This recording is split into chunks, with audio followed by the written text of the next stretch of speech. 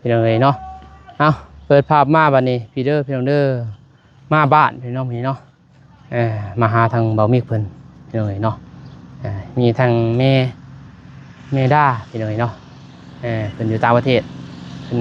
ฝากเงินมาให้ทางบ่าวโนมเป็นสะพานบุญพี่เนาะให้ทางเบามิก500 บาทเลยเนาะก็ได้ซื้อเพิ่นว่าบัตรเติมเงินเติมเน็ตพี่เนาะพอได้ลงคลิปพี่น้องเอาก่อนมากราบทักทายสบายดีสวัสดีเด้อพ่อแม่พี่น้องเมื่อสุขสุขคนเนาะกันยินดีต้อนรับเข้าสู่เสาะบ่าวโนมคือเก่าคือเดิมพ่อแม่พี่น้องเนาะเสียงข้อก็ยังแหบๆแน่พี่น้องเนาะ เป็นวัดอีกแล้วบ่าวโนมวัดเขาพี่น้องเนาะ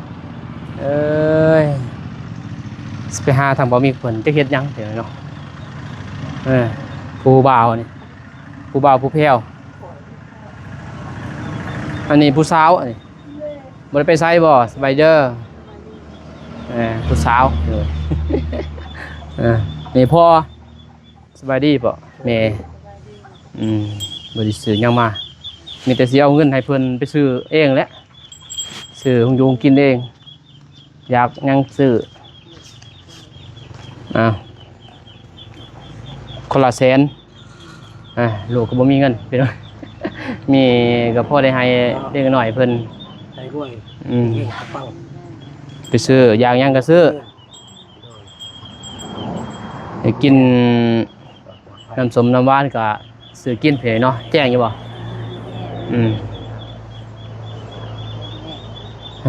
แม่กินข้าวบ่แซ่บไปเลย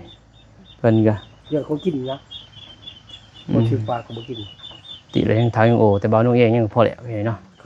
สิไม่เมื่อยมื้อนี้ท้องเกินว่าบ่อยากปากมันจ้างไปเนาะแบบมันยังขึ้นซ่ามันปากจ้างนะบ่อยากเข้าแล้วก็เสียงคอกันแหบแน่มันแห้งๆมันเป็นคือเขากินมักแตงนะติดเป็ดนี่น่ะเดียวเนี่ยวัดนี่แหละพี่น้องเนาะพญาติวัดนี่แหละบ่มีอยู่แซ่บบัดโอ้หาบ่มีก่อนบ่มีเบานี่ก่อนพี่เนาะ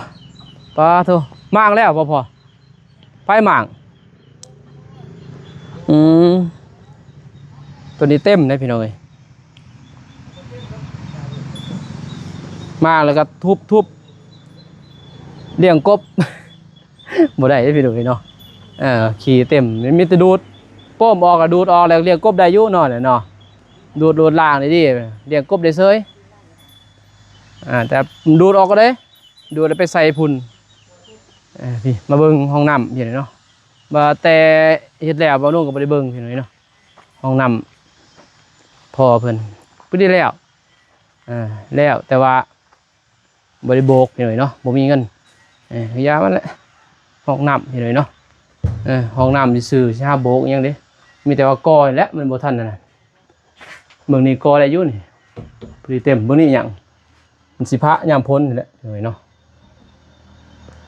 สกอขึ้นนี่ซื้อมาบล็อกอีกประมาณ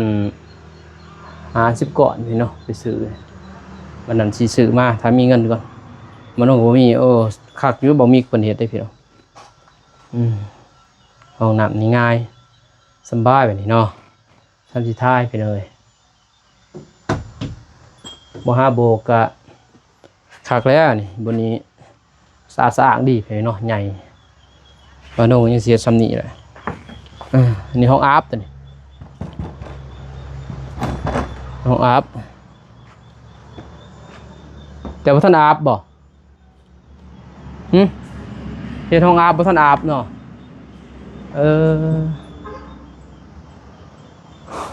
พอยังท่านอาบพี่น้องเอ้ยห้องอาบตัวนี้บ่อาบยังอาบอยู่หัน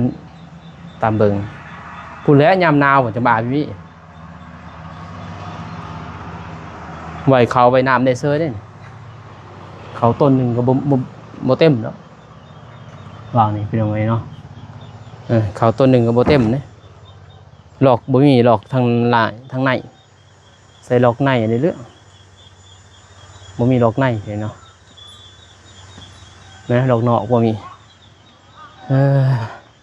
อันนี้น้ำสางนี่ก็คันว่ามีเงินเอาลงปอกนี่เนาะน้องอย่าเอาลงปอก ให้ผู้เพิ่นสำบายใส่หลายปีได้พี่น้องไอ้นี่10จะเข้า20ปีแล้วบ่นุ่งก็แต่อายุ14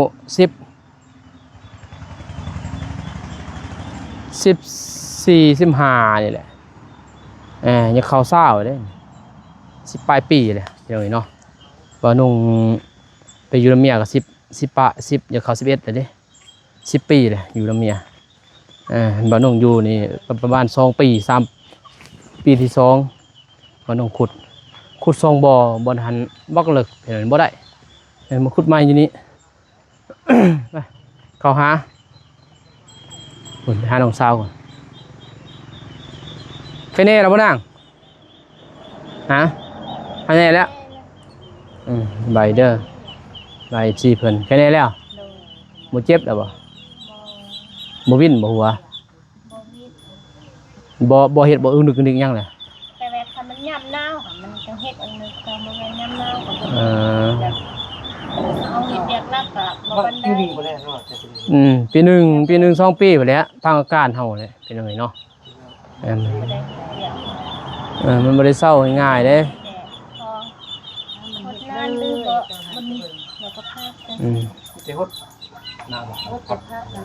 คอยเฮ็ดเอาเป็นเฮาบอกกำลังกายแล้วก็บ่ได้ไปเฮ็ดจับคอยนะเฮาเบิ่งเมื่อยก็อยู่จึกอีกเพราะเฮาอยู่ซื่อก็บ่ได้พี่เนาะเฮาต้องเฮ็ดน้อยๆนเก็บขึ้นว่าปัดเดือนบานได้ยังได้อยู่เก็บเฮ็ดโพเฮ็ดผักได้อยู่จำนึงเขานึงก็เฮ็ดได้เฮ็ดได้อยู่ในนึงแต่ว่าบ่ให้เฮ็ดเวียกหนักพี่เนาะลูกบอกลงมันบ่ได้เฮ็ดแบบคือยามดำหน้านี่คักอย่างนั้นเบิ่งบ่ได้เฮ็ดดำหน้านี่ก้มบ่ได้เด้ยันไปกบเพราะมันยังทันนั่นบ่ได้กบเลยเวลานักนะน้ำก็กลมสำนึงเวลาเงยก็เงยสุดก็บ่ได้เดี๋ยวนี้เงยสุดบ่ได้บ่เด้ยังแบบมันเป็นคือเงยสุดแบบนี้ค่ะมันเป็นคือหัวเฮาใหญ่มันยังเด้มันยังแต่ว่าประมาณ3 เดือนไปซื้อเอาอีกยาใน3 เดือนไปซื้อเอาอีกเลยเนาะโอเคไปพาบ่มิกก่อนมีข่าวดีได้พี่หน่อยบ่มิกมื้อนี้ก็ ได้ข่าวดีได้เพิ่นโอ้ยโซรนทับ2 เทื่อเนาะว่านี่ก็ได้โทรศัพท์พี่หน่อยเนาะจนน้ำตาไหลเป็นเงินเบาอันน้องเองพี่หน่อยเนาะเงินตัวนึงก็ทางพ่อเพิ่นมอบให้บ่าวน้องเนาะมอบให้บ่าวน้องนี่แหละบ่าวน้องก็เลยอีต้นน้องมีโทรศัพท์บ่โทเฮ็ดหยังโดยสบายดีเสียหยาโอ้เบียร์พักกันบ่นี่ติเนาะดุมันหันเพียนเว้ยบ่ได้ไปไสบ่มื้อนี้ไปต้นเสาไปกับบ่อสายไปกับบ่อสายมาเข็นไปกับบ่อสาวไปหาผู้เสียผู้สาวบ่นุ่งว่าสิแวะอยู่แต่ว่าจะสิแวะได้บ่พ่อเนาะยันค่ำเพราะว่าบ่นุ่งสิเข้าไปพุ่นดิไปเฮือนใหม่บางทีบ่มีคนนอนมื้อนี้ไปนอนเผา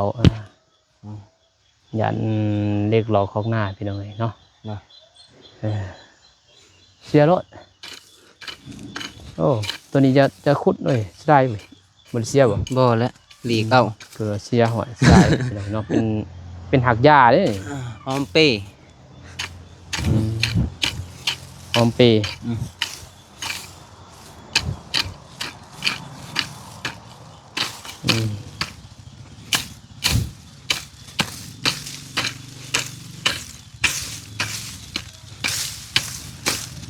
กระจกนั่นขักเนาะจกใหญ่มาเนี่ยตัวผู้ป่ะมาว่าผู้นะทางใต้ละเสือไปใส่เจ้าหยาอันนั้นไม่ส่วนคนอยู่บ้านเลยเนาะบ้านน้องมาเนี่ยหูบัดแล้วในบ้านน้องเองเนี่ยเขาบอกเผาในเรื่องเนาะแกแล้วบอกเผามีอยู่ตัวแก่ดกเลยออกผ่าทีเดียวเนาะพวกนี้ดกเลยพวกนี้มีละ10 ปลายหน่วยแซง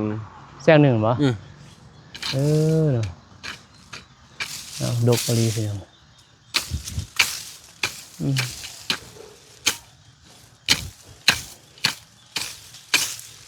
นี่เฮ็ดไม้หัวตัวนี้บ่มี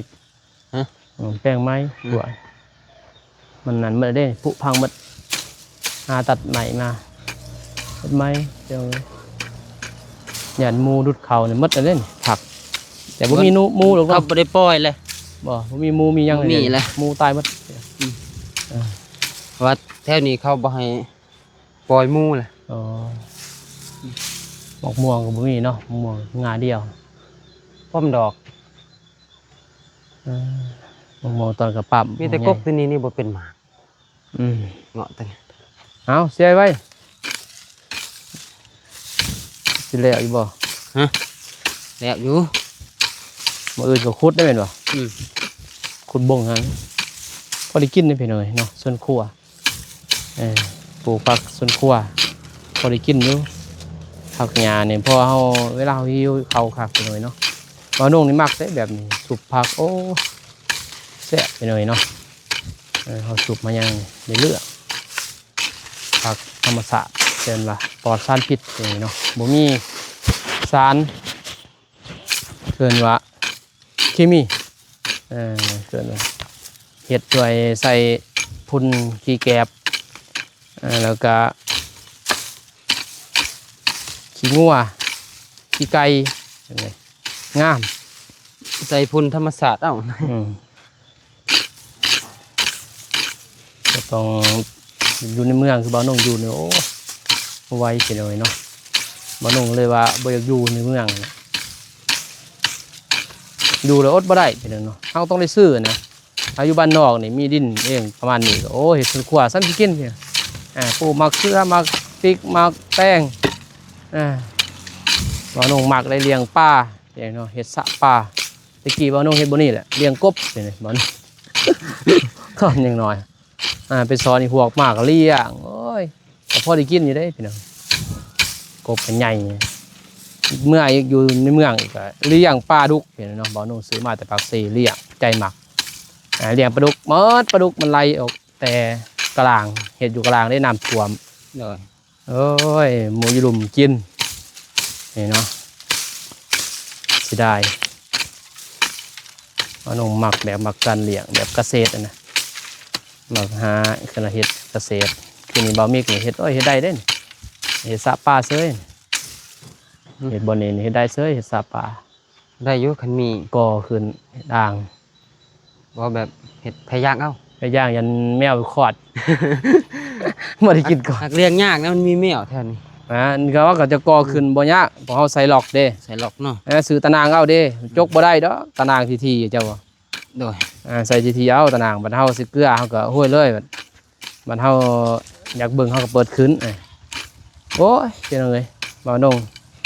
มักเลยนั่นคืออยู่ส่วนที่บ่าวนงซื้อใหม่โอ้เสียดายแต่ทางเขาบ่ได้เด้มันทางรถแบบรถ ยามพ้นเนาะ รถตอกรถยังเขาได้ยามพลนี่ม่วนรถจักรเขาได้อันนี้รถจักรเขาบ่ได้ยามพลก็เลยยากบ่โน่เสียเพื่อนอยู่หันนอนไปทางอาจจะถ่ายคลิปก็มาอยู่หันเปลี่ยนบรรยากาศเนี่ยมันจังบ่เมื่อย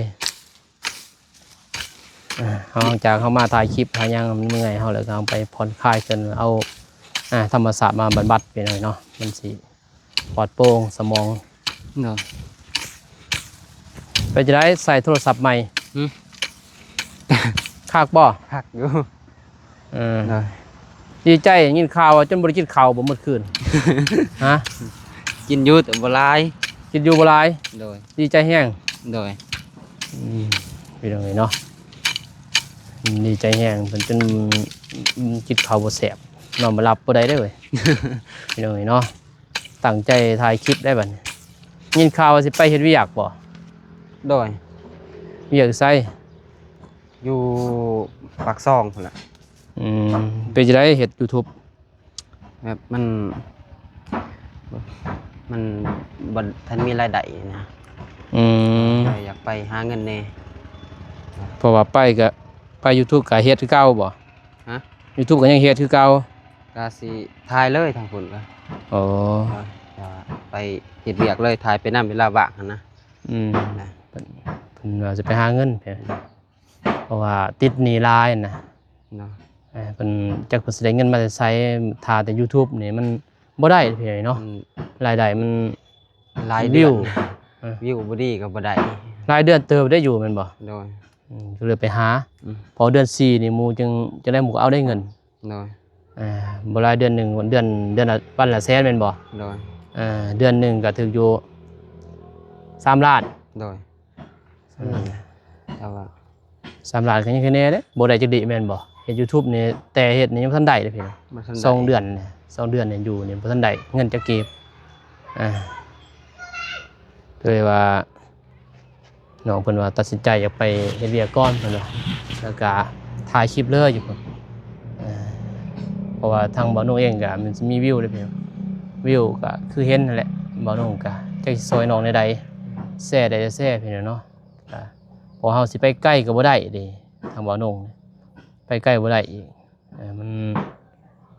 คืองบเฮานี่แหละมันบ่มีพี่เนาะ อย่างก็งบก็บ่มีแน่ วิวมันก็บ่ได้มันก็ วิ จะ วก็ ไป บ่ได้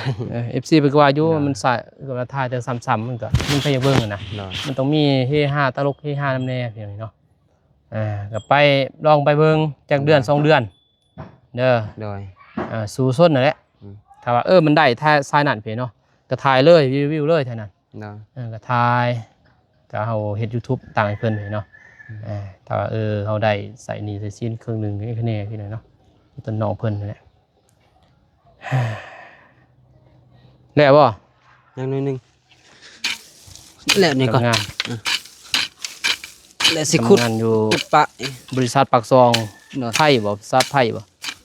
จักเด้กำลังพาหมู่ไปแล้ว นะ ไปรถสู่ส้นนั่นแหล้วเว้ย โดย มีเวียกตั้งใจคือไอ้ว่าแหละอันใดหมู่เฮ็ดเฮาบ่มักเฮาก็บ่ต้องเฮ็ดหั่นนะ โดย อันใดมันเป็นน้ำใจเฮาหมดทุกสิ่งทุกอย่างเว้ยเนาะถ้าเฮามีความตั้งใจอิหยังมันก็สิได้นั่นแต่เฮาอย่าท้อพี่น้อยเนาะเพราะว่าเฮาก็ฮู้อยู่น้องนี่ตอนนี้ในเวลาทำใจนี่เนาะทำใจอยู่แต่ว่ามันก็ถ้าเฮาสิอยู่นั่งอยู่บนเก่ามันสิบ่ไปไสบ่ได้ยินบ่ โดย เฮาสิกุ้มอยู่หั่นเฮ็ดหยังบ่ได้เฮาเป็นหนี้เป็นสินเด้บัดนี้ที่ต้นพ่อแม่เฮาสิกุ้มกับอดีตบ่ได้พี่เนาะเฮาต้องเฮ็ดในปัจจุบันมันดีที่สุดช่วยให้น้องเพิ่นตั้งใจนั่นแหละแต่นี่บ่าวน้องก็สิลองก่อนพี่เนาะลองให้เพิ่นไปเบิ่งว่าสิได้ซำใดถ้าได้บ่าวน้องก็ดีใจนำน้องเลยเนาะเพราะว่าบ่าวน้องสอนน้องจากใจนะถ้าเพิ่นเฮ็ดได้ก็ถือว่าดีถือว่าไผดีก็เฮาเองดีเห็นบ่ โดย บ่มีไผเด้แม่นอยู่คืนว่าคันเฮาไปอันใดเฮาก็ถ้ามั่นใจเฮาเฮ็ดอันใดเฮาเชื่อมั่นเฮาตัวใดหมู่เฮ็ดเฮาเกินว่าเฮาบ่อยากเฮ็ดเฮาก็บ่เฮ็ดนะ โดย มันอยู่ในใจเฮาหมดเด้อทุกสิ่งทุกอย่างพี่น้องเอ้ยเนาะก็สอนน้องได้สำนั้นแหละเฮ็ดหยังก็ให้น้องตั้งใจหาเงินนั่นแหละคันไปแล้วก็ โดย เก็บเงินเก็บคำพี่เนาะมันถ่ายคลิปเคยเว้าแล้วกินข้าวกินน้ำก็ถ่ายไปเฮ็ดไปยังถ่ายนะถ่ายอยู่นั่นแหละคนบ่เบิ่งหรือบ่เบิ่งก็อย่าบ่ โดย เพิ่นก็สิเบิ่งให้เฮาดอกตามเรามีความมุ่งมั่นเฮ็ดตั้งใจเฮ็ดเห็นบ่ โดย ก็เลยว่าเพิ่นเสียหยาพี่เนาะบ่น้องก็เลยจ้างเพิ่น จ้างบ่มีโอ้135,000 กีบ29,000 นี่ จ้างแล้ว จ้า เออ โดย เสียหยานิดเดียวเด้เพิ่นเห็นเพิ่นเสียหยาเพิ่นเนาะ ขอบใจได้อ เงินนี่ก็เป็นเงินบ่น้องเนาะ เงินทางผู้ใหญ่เพิ่นเห็นบ่ โดย เพิ่นเห็นนั่นแหละอีต้นเพิ่นว่าก็คือไอ้บอกแหละเขาทำความดีอันใดมันก็สิมาหา โดย พี่น้องเนาะเพิ่นอีต้นทางเมดาเนาะอยู่ต่างประเทศเพิ่นเห็นเพิ่นอีต้นเพิ่นว่าบ่าวนุ่งซอย เป็นสะพานบุญให้แน่เพิ่นว่าให้บ่มี500 บาทเนาะพอได้เพิ่นได้ซื้อน้ำมันแล้วก็ซื้อเน็ตซื้อบัตรนี่แหละเติมลงคลิปเพิ่นว่าให้ตั้งใจถ่ายคลิปเพิ่นว่าให้เฮ็ดมันสุดความสามารถเฮาแหละคือน้องว่าจะไปเฮ็ดเวียกอยู่บริษัทเนาะก็ตั้งใจเฮ็ดแล้วก็ถ่ายคลิปนำคืออ้ายผ่านไลน์ได้เด้ออ้ายบอกเนี่ยทั้งถ่ายคลิปเลยเนาะทั้งเบิ่งลูกเบิ่งเต่าหลายอย่างเลยอันนี้หรือว่าโสดแล้วเนาะบ่มียังห่วงแม่นอยู่ลูกอยู่นำเมียเลยเนาะแต่เฮาให้บ่แม่นว่าเฮาสิทิมสิพาเพิ่นแต่ว่าเฮาหาเงินให้ได้ซะก่อนให้ใส่หนี้ซะก่อนเพิ่นว่าให้มีเงินมีคำเฮาจังแบ่งให้ลูกให้เต่าได้อย่าบ่ลูกเต่าเฮาบ่ทิมบ่ปะพาลูกเมียเพิ่นว่าเฮาระยะห่างกันแล้วมันก็บ่ว่าหยังดอกแม่นบ่มันก็จืดมันก็จ้างไปเพิ่นเนาะก็คือเฮาไปหันไปนี่เพิ่นเนาะขอจ้างตั้งใจเริ่มชีวิตใหม่ได้อย่าโศกอย่าเศร้าได้เว้ยมีหยังก็หันไปแล้วก็เซตหาตัวใดมันบ่ครับคนนี้ก็เซตหายินบ่ได้นะแต่อย่าท้อเลยเนาะอันใดมันกระทบกระทั่งมันยังก็ให้สู้ยินบ่ได้อย่ายุติในสิ่งที่เขาว่าอย่ายุติที่สิ่งที่เขาว่าเฮายินบ่ให้เชื่อมั่นในตัวเฮาเองได้ดีที่สุดเกินว่าเฮาสัตย์ซื่อในตัวเฮาเองถือว่าดีแหละเด้อได้อ้ายบอกไปหน่อยเนาะมีแต่จังซั่นและมีแต่ขอบใจทางเมดาเพิ่นฝากเงินมาให้อันเนี้ยซื้ออันใดมันจำเป็นบ่อยซื้อมีซื้อหัวแล้วเพิ่นก็ฮู้เองดอกเนาะพี่น้องเอ้ยเพราะว่าเฮามันบ่มีเด้เฮาก็เก็บออมรอมริดเติมบัตรนี่บ่นุ่งได้เติมให้ไปเลยเนาะเงินเติมบัตรเติมหยังนี่ใส่น้ำมันแต่นี่ให้เพิ่นมาอยู่นี้อยู่เรือนน้ำพรแม่ผมยังมีไผเฮ็ดเวียกงานเรียกว่านี่ให้เพิ่นว่าอยากไปก็ไปเฮ็ดหาเงินนั่นแหละอยู่ก็ไปถ่ายคลิปก็คือเห็นเนาะวิวก็แต่ว่าก็ถ่ายคือเก่าเด้อบัตรมันมาบัตรเฮาหาเงินมันได้หลายเลยเวลาใส่นี่ถ้าได้แล้วก็พากมาทางอ้ายก็ได้อาจไปใส่เขาลงขึ้นว่าได้เงินปรับล้าน1 2ล้านก็โอนมาเลยโลดยินบ่หับเงินคือยินเพิ่นว่าวันเสาร์เนาะวันอาทิตย์เนาะหับเงินอาทิตย์ละเทื่อมาหั่นแหละเพิ่นว่าตามเพิ่นว่าเนาะก็โอนมาใส่บัญชีอ้ายเลยโลดปึ๊บเลยจังเก็บได้เพิ่นเนาะแนวนั้นยินบ่เพื่ออยู่ใส่นี่เนาะผมขอบใจเพิ่นเนาะก็ขอบใจทางแม่ดาหลายๆเด้อที่เอ็นดูทางบ่าวมิกและว่าสงสารที่มอบเงินจำนวนนึงให้บ่าวมิกถึงอาจสิบ่ล่วงบ่หลายสำหรับคนที่มีเนาะแต่ว่าสำหรับบะหมี่ก็ถือว่าล่วงหลายแล้วก็ ถือว่าเป็นบุญของบะหมี่เนาะที่ทางแม่ดาเพิ่นได้เอ็นดูแล้วก็บะหมี่ก็ขออวยพรให้แม่ดาจงมีสุขภาพแข็งแรงเฮงๆปังๆปรารถนาสิ่งใดก็ขอให้ได้สิ่งนั้นสมดังใจปรารถนาเงินค้ำไหลมาเทมาร่ำรวยอย่าเจ็บอย่าจนมีแต่สุขกายสุขใจไปตลอดปีตลอดศาสตร์เด้อสาธุเด้อสาธุพี่น้องเนาะก็มีนั่นแหละอ้ายผากพังเด้อถ้าเพิ่นว่ามื้ออื่นไปก็ไปเลยโลดยินบ่ตั้งใจนั่นแหละหาเงินเฮามีหนี้นี่พี่น้องเนาะเพิ่นลุยมาก็2 เดือนบ่ตินอกพี่น้องบ่โน่เนี่ยดึงมาแรกๆเพิ่นมาก็บ่ติเพิ่นแหละเพิ่นก็ในเวลาซ้อมใจเกินว่าแบบเหมือนซ้อมใจเพิ่นเวลาทำใจมันซ้อมใจมันคนป่วยคนโซ่เนาะเวลาทำใจอะไรในสิ่งที่มันบ่อยากให้เกิดแต่มันเกิดมาแล้วเราก็ต้องยอมรับมันได้เลยเนาะทุกสิ่งทุกอย่างบ่ว่าอันใดก็ตามไปเนาะแต่พี่น้องบ่ว่าแต่แม่พ่อแม่คือกันหมดเนาะเราต้องเชื่อในคำพระพุทธศาสนาเพิ่นว่าปล่อยบ้างดีที่สุดแล้วก็ตั้งใจหาเงินใส่หนี้ให้มันได้ถ้าได้แล้วก็สิมีรางวัลให้อีกเด้อลองเบิ่งเฮ็ดได้บ่เนาะรางวัลคนขยันพี่น้องเอาขอบใจอ้ายหลายๆเด้อโดยโอเคพี่น้องเนาะบ่าวนุ่งก็สิจบคลิปนี้ก่อนพอไปเนาะมันค่ำสิมื้อแล้วบ่าวนุ่งก็มาค่ำแน่มื้อนี้เพราะว่าบ่าวนุ่งก็เมื่อยพี่น้องแบบ มันเมื่อยกันว่าหลายสิ่งหลายแนวพี่เนาะบ่าวดงบ่คิดนำหนองคิดนำโอ้ยบ่าวดงคิดหลายพี่เนาะมีแต่คือเว้าแหละบ่าวดงก็ศึกษาธรรมะทางคำของสอนของพระพุทธเจ้าเพิ่นว่าพี่เนาะก็คอยปล่อยวางไปทุกสิ่งทุกอย่างแล้วแต่เว้นแต่กรรมพี่เนาะโอเคพี่เนาะคลิปนี้บ่าวดงก็ขอบใจทางเมดาเด้อเนาะอยู่ต่างประเทศเพิ่นที่พาเงินมาให้ทางบ่าวมิกเนาะให้บ่าวดงเป็นสะพานบุญในครั้งนี้ก็ขออวยพรให้ทางแม่ดาเพิ่นเนาะอยู่ดีมีแห้งเกินว่าความเจ็บอย่าได้ความไข้อยู่สิมีคอยหังให้มีคอยหลับให้รวยนอนให้ได้เงินหมื่นตื่นให้ได้เงินแสนแบนมือมาให้ได้แก้วมีโสดโทษหายอย่าได้มาเบียดเบียนเสนียดจินได้ก็อย่าได้มาไก่เด้อแม่เด้อพร้อมครอบพร้อมครัวเมื่อสุขสุขคนเป็นเนาะสาธุโอเคพี่เนาะคลิปนี้บ่าวนุ่งกาขอจบเป็นก่อนพร้อมไปเนาะพบพอกันใหม่คลิปหน้าเด้อพี่น้องเด้อคลิปนี้ขอกล่าวคำว่าสบายดีเด้อไปบาย